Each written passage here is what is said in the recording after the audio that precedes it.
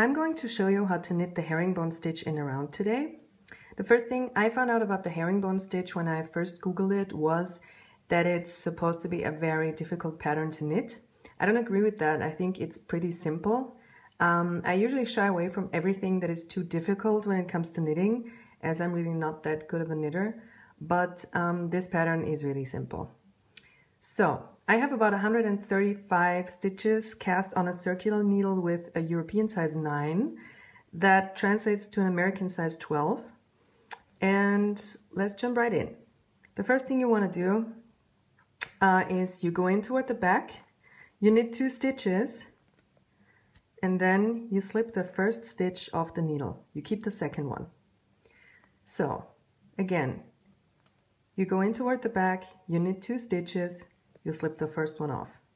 And that is the way you knit the pattern for the first row. It is also a pattern that you only see once you've knitted more than 2 rows. So then you get this little arrow pattern here. So again, you go in toward the back, you knit 2 stitches, you slip the first one off. And that's the way it works up until we reach the stitch marker here. It's always the same. Okay, now what you want to do is you want to swap the last stitch with the stitch marker. So I'm gonna remove the stitch marker here, put the last stitch here, and the stitch marker on this needle. So basically the last stitch of your first row pattern marks the first stitch of your second row pattern.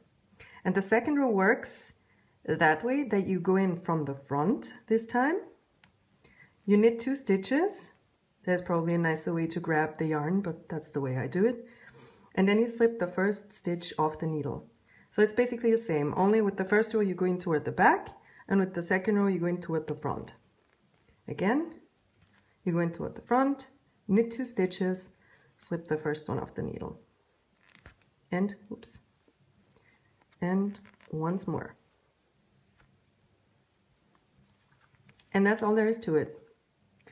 What else is there to say about the herringbone pattern?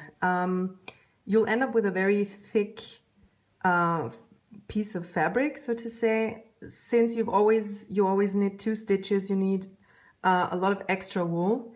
So if your pattern says or recommends you need 2 skeins of wool for if you purl and knit, then you'll at least need double of that for this pattern. Since you always knit 2 stitches, it's very thick, but as I said, you always need more wool.